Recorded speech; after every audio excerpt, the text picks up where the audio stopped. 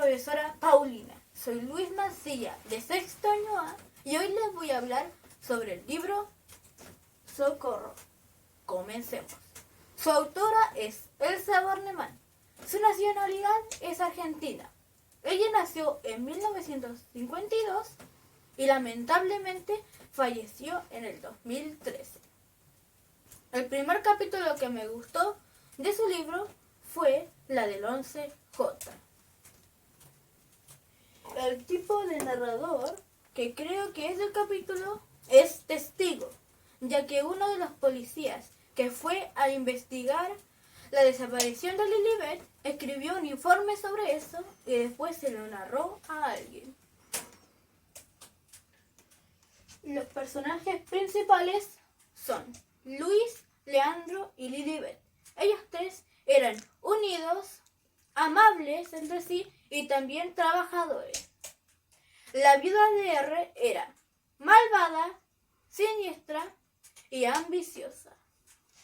Los personajes secundarios son la policía, el gato de Lilibet y los vecinos, que simplemente eran chismosos. El ambiente donde se desarrolla esta historia es en la ciudad. Esta historia comienza con tres hermanos, después de quedarse huérfanos, tuvieron que irse a vivir a donde su abuela, ya que sus padres habían muerto en un accidente automovilístico y su abuela era la única pariente que tenían, viva hasta ahora.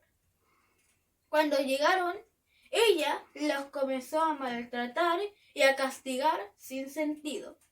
Así pasaron años, hasta que ellos se hartaron de que los trataran de esa manera y comenzaron a trabajar para así conseguir dinero y arrendar una habitación en un hotel. Cuando consiguieron el dinero, arrendaron la habitación y abandonaron a su abuela.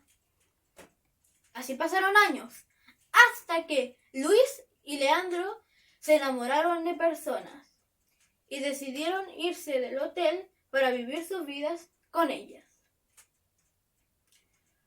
Después de unos días que Lilibet se quedara sola, sus dos hermanos le dijeron que le iban a llevar un par de artefactos a su casa, ya que su abuela había muerto.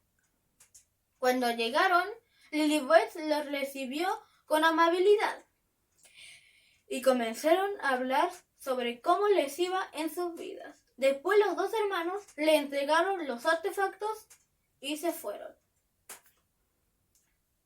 Al día siguiente, Lilibet no los quería encender, pero después de 2 meses los encendió y les facilitaron la vida. Un poco. Después de eso, ellos comenzaron a comportarse extraño y además no funcionaban bien. Encontraba cosas que eran de su abuela, como su dentadura, pelos en su comida que ella comía y demás cosas. Después de eso, Lilibet desapareció. Sus hermanos fueron a tocar su puerta, pero nadie respondió. Después llamaron a la policía y pudieron abrir la puerta. Ellos encontraron una nota, la leyeron y se dieron cuenta que Lilibet estaba loca. El segundo capítulo que me gustó fue La Casa Viva.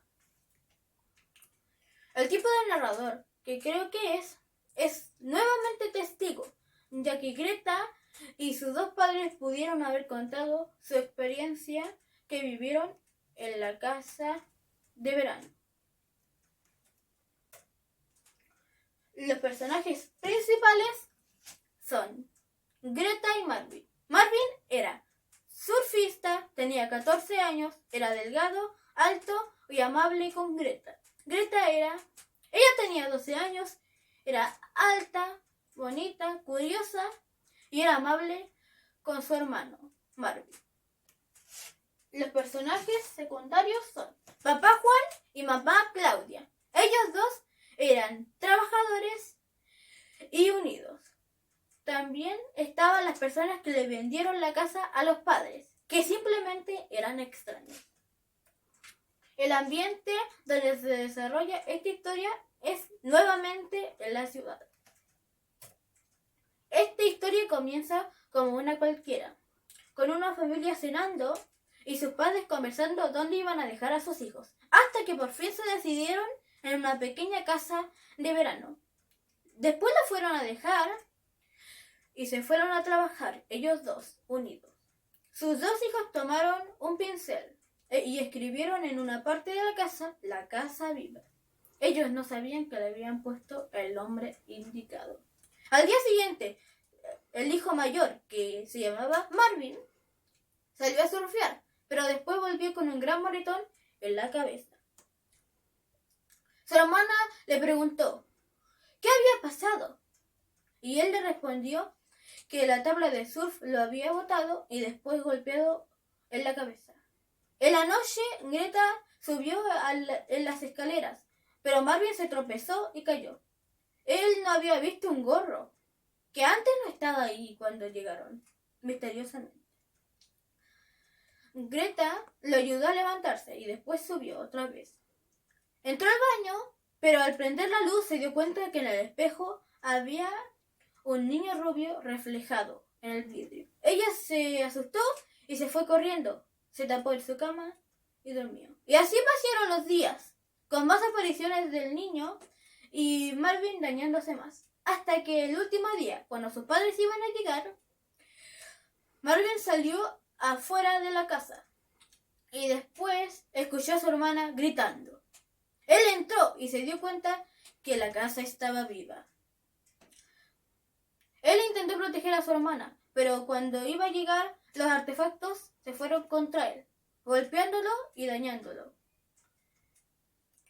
Cuando sus padres llegaron, llamaron a la ambulancia y a la policía. La ambulancia llegó y llevó a Marvin de urgencia al hospital. Y cuando la policía llegó, investigó la casa, pero no encontraron nada. Pero sí les dijeron que antes ahí vivía un niño rubio, que nunca había sido amado y que tal vez su espíritu estaba buscando a alguien que lo ame. El tercer capítulo que me gustó fue Cuentos de los Angelitos. El tipo de narrador que creo que es omnisciente, ya que después de casi 20 años nadie recordaría ese trágico accidente, excepto familiares. Los personajes principales son Boris e Iván. Ellos dos eran tiernos y además protectores con su mamá. Los personajes secundarios son mamá Cora y papá Eloy. Ellos dos tenían depresión después de que sus hijos murieran y también eran trabajadores. También estaban los testigos, que fueron una de las personas que pudieron ver el trágico accidente. El ambiente donde se desarrolla esta historia es, por última vez, en la ciudad. Esta historia comienza con una familia recién mudada a la gran ciudad. Ellos se habían mudado ya que el padre estaba buscando nuevas oportunidades de trabajo, ya que quería conseguir más dinero. Cuando consiguió el trabajo, compró una casa, pero lamentablemente casi nunca llegaba. Cuando llegaba muy cansado. Así que tuvo la grandiosa idea de instalarse en su oficina. Él le dijo a su esposa y ella aceptó. El esposo también le dijo que cuando se iba a quedar ahí, lo tenían que ir a llamar cada tarde para que sus hijos sepan qué le estaba pasando por si acaso se había una emergencia. Así pasaron semanas, hasta que un día, como cualquier otro, pasaron cerca de las vías del tren. Vieron una persona sospechosa, que resultó ser un ladrón. Le arrebató el bolso a la madre y salió corriendo. Boris e Iván fueron tras él, hasta que el ladrón saltó por las vías del tren, mientras que Boris e Iván tropezaron y el tren los aplastó. 20 años después, el padre fue a las mismas vías del tren y de repente sintió un empujón. Se cayó y el tren lo aplastó nuevamente. La madre fue, pero lejos de las vías del tren, y dijo que nunca iba a olvidar esas vías. De repente, alguien dijo, nosotros tampoco. Y resultó siendo que eran sus dos hijos, Boris e Iván. Después dijeron pobre mamá, pobre papá, pobre mamá, pobre papá. Mi opinión del libro es que me gustó, ya que al final de cada capítulo tenía su misterio y intriga. Bueno, profesora, espero que le haya gustado mi video. ¡Adiós!